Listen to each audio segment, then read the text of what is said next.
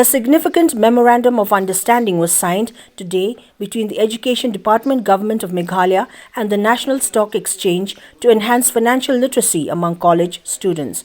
The signing ceremony held in Shillong was attended by Chief Minister Conrad K. Sangma, Education Minister Rakkam A. Sangma, Chief Secretary D.P. Walang, and senior officials from the Education Department and the NSC.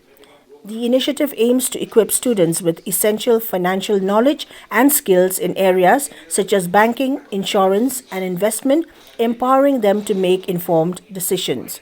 Speaking on the occasion, Chief Minister Conrad Sangma highlighted the need for financial literacy among the state's youth and entrepreneurs.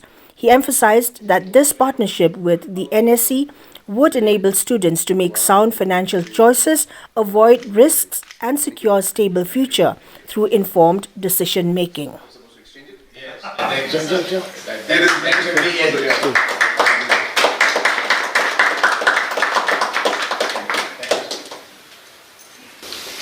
So we think by building awareness, we will be able to make a difference in many states of the country.